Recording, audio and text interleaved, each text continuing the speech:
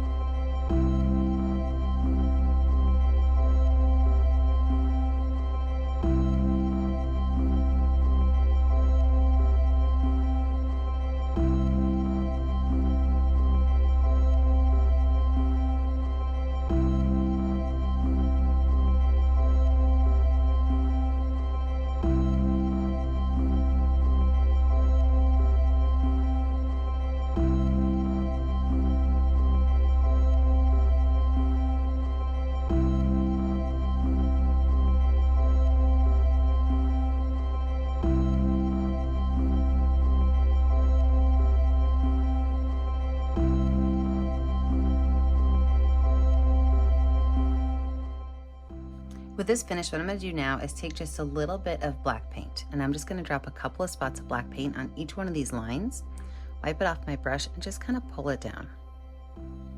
It's going to help us start to get some of our wood grain look. So a little bit of black paint, just dropped a couple of spots, wipe my brush off, and then pull it across. I'm going to do the exact same thing with dark brown paint, so same thing, a couple of spots of dark brown, maybe even a little bit more than I had my black. Wipe that brush off and pull it through.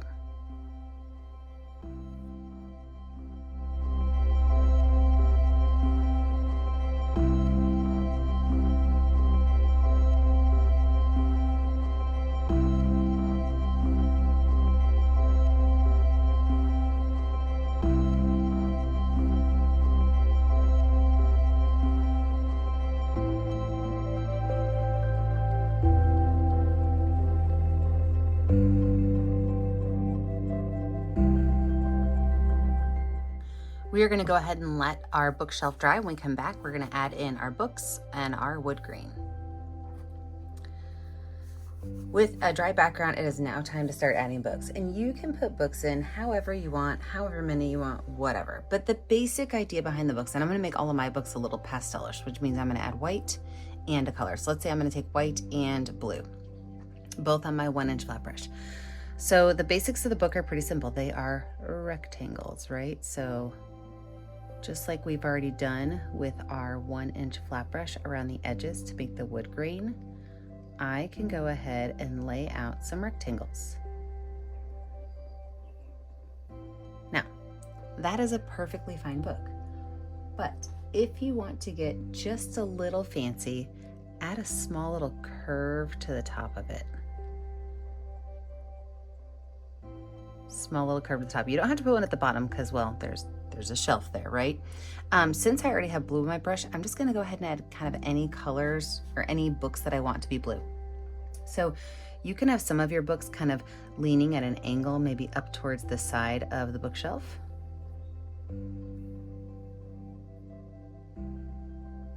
And if they're doing that, you may want to add a small little bump to the bottom and at the top. So after you put the bump on there, then just go ahead and smooth out those colors again. You can also get a set of your books to lay down flat. So maybe you want books that are also just kind of laying on top of each other.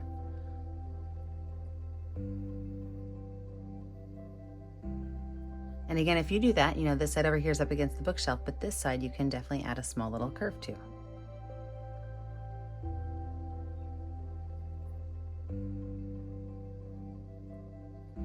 So I'm gonna pop myself in speed motion. I'm gonna use a bunch of different colors and I'm gonna knock out a bunch of books going all different directions on my bookshelf.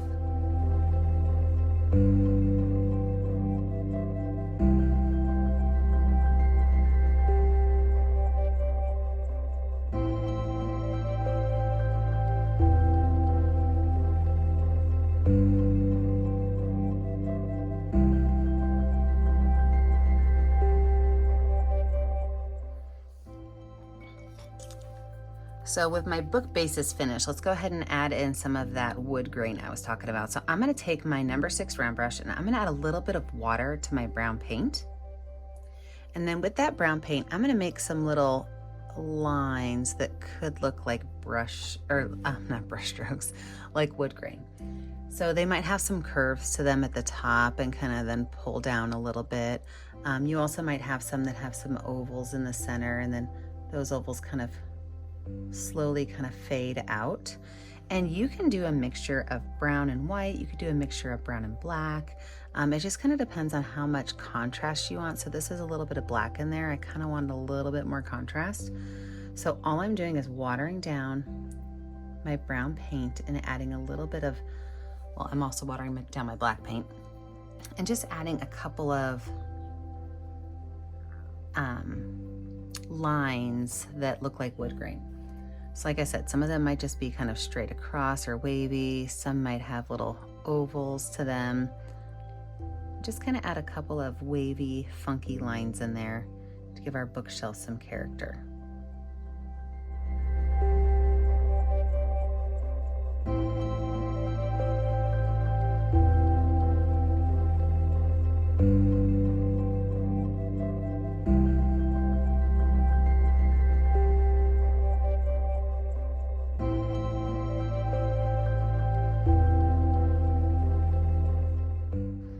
All right, we're gonna let this whole picture dry. When we come back, we are gonna finish off those book labels and of course add some flowers and vines. With a dry background, it is all about adding the details now. I am not going to add any words to these books. I'm gonna keep them pretty simple, but I do have another tutorial that has words on it. So if you wanna see that, check out that one. But I'm gonna go with my number 6 round brush and I'm gonna take a little bit of paint. Now you can choose to do just black and white for your labels and decorations, or like if I've got a blue book, instead of adding white, I'm just gonna put the straight blue on there. Same thing with purple and green. So I think what I'm gonna do, I really think I'm gonna just go with straight black. So I'm gonna go with some watered down black paint. Remember, I really like to water my black paint down when I am making skinny lines. And so with that, I can do things like add little rectangles at the top and bottom of each spot. I can do things like add big curved lines with maybe a line through the center. Actually, I might put one at the top and bottom. I can make rectangles in the middle, and I can always add fun details to these items also. So like when I put my rectangles on, maybe I want to go through and add like a couple of polka dots at the bottom and the top. You can do things like adding some, I'm going to turn my paintbrush backwards to add some better polka dots, maybe some bigger polka dots going down the side of your books. You can even do some scribble scrabble, like there's some writing on it. You can add double squares, but either way, I'm gonna bump myself in a speed motion. I'm gonna add a bunch of different decorations to these, and then we're gonna talk about the next step.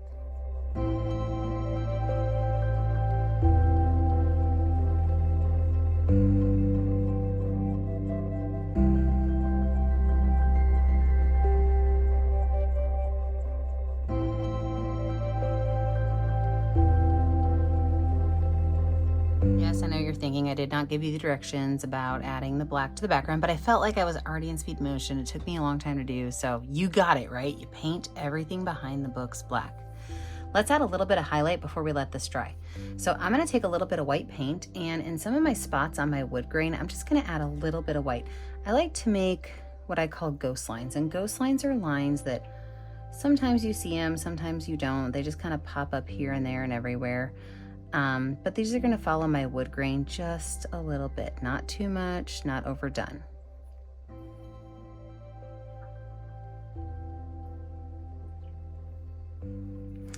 After that, I'm gonna add some to my books as well, but I'm gonna make some watered down white paint. I want it to be a little bit transparent. So by watering down my black paint on my number 6 round brush, I can do things like make a small little white line there and kind of let it just drift off. And I can add a little bit of white inside of these book squares and maybe just a couple little lines. So these white lines are just gonna be a little less than what I had with the black, and they're kind of significantly messier as well, but they're fun.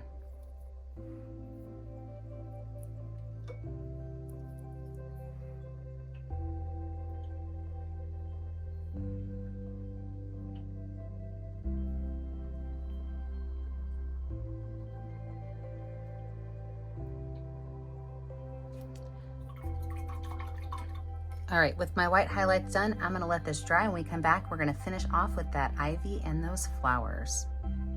Well, today is a whole new day here in the studio. I ended up having to run my kids everywhere. So let's get this picture finished since it's been sitting here waiting on me since yesterday. We're gonna add some greenery and some flowers to the picture.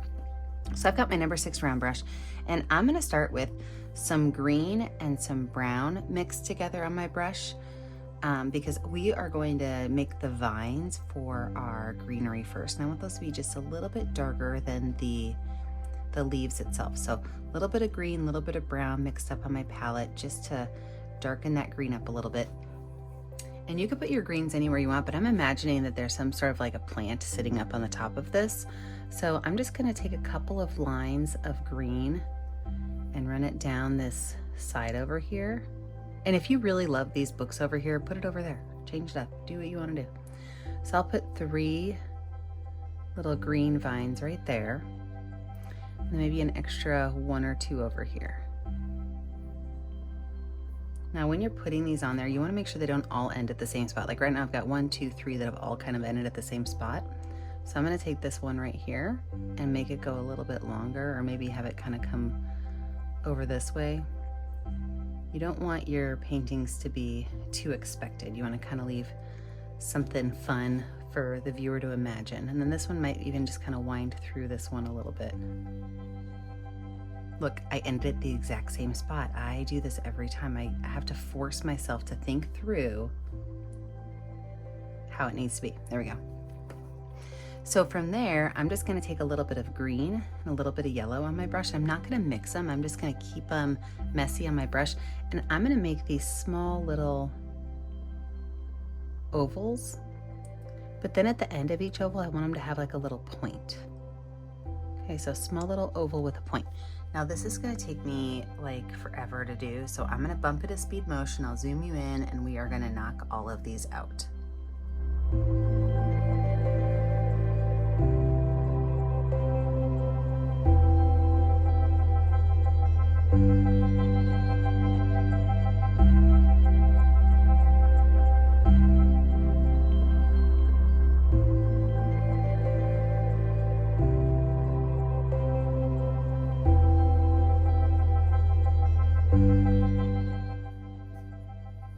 I love how those turned out.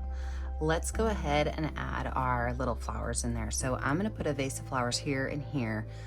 You can put as many as you have room for, or you know, whatever. I'm gonna start with some white paint with a little bit of that light blue teal.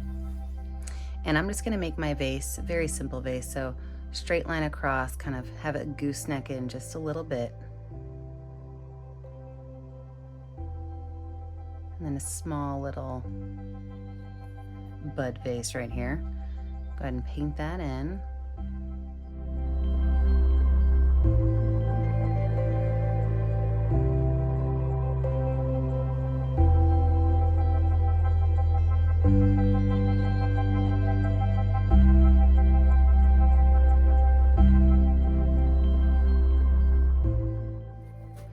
take a small little bit of yellow and just do like a small highlight on that side with the yellow.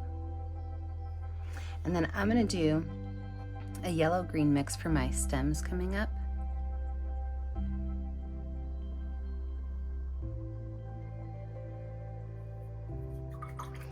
Now your flowers you can make any way you want, but I'm going to do kind of a mixture. So I'm going to take my number 6 round brush with some red and white paint on it. And all I'm going to do is start in the center and just kind of make some swirls around.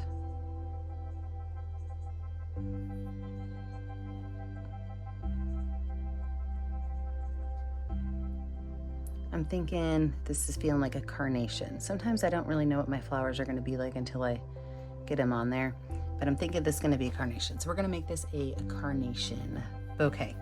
You can make your carnations any color you want. My next one's going to be orange and yellow. And all I'm doing is taking my brush and going in a circle and kind of squiggling my hand in a circle.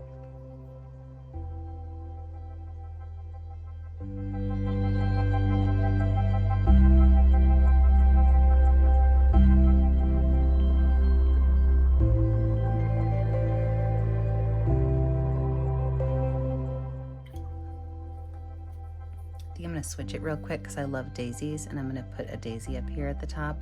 So I'm going to do some oval petals, kind of reaching towards the center.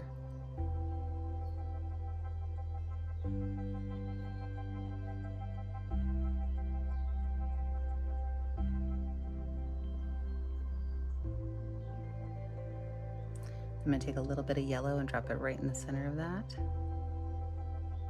I could take some of that yellow and kind of pull it out onto my daisy petals.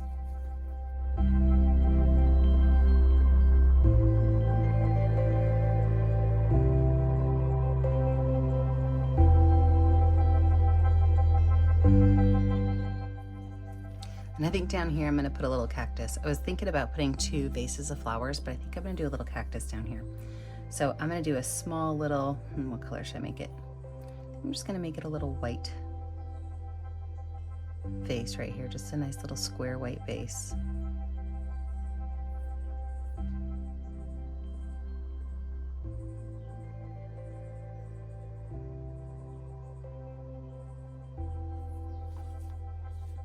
I'm going to take some green and yellow, and I'm going to make, oh, maybe I'll make like a little aloe plant.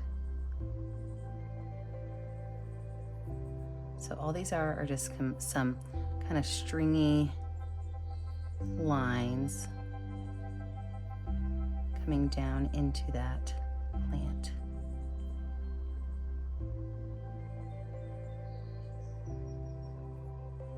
Take a little bit of white, just wipe my brush off a little bit of white and just kind of add a little bit so it highlights and stands out a little bit from those yellow and green books that I put right next to it.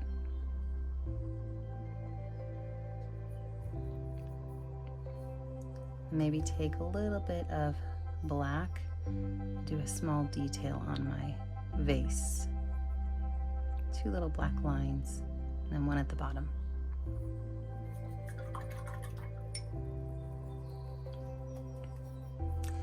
I'm going to go in a speed motion one more time because we are going to add something to our leaves now that they're a little bit dry. I'm going to go in with some white and do some small little white highlights on the leaves, just like this. So just some small little white highlights. And then I'm going to take some black paint, some watered down black paint on my number 6 round brush. And I'm going to do what I like to call a ghost line, which is where I'm going to make some little black lines around some areas, not all of them. It does not have to be neat, but just to kind of outline some of those leaves. So I'm going to put myself in a speed motion. I'm going to put my highlights and my outlines on, and then we are going to be finished with this painting.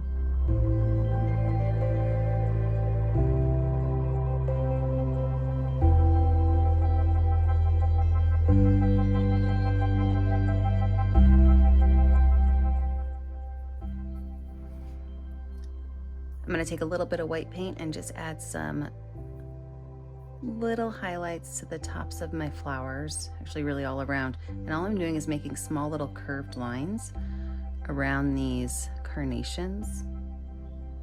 could even be little mini roses. I guess, you know, you gotta make it your own. I'm gonna add a couple of leaves into this bouquet just where I can maybe fit them. And these do not have to be detail leaves at all, okay? I'm talking just like little spots with my brush, you know, nothing big.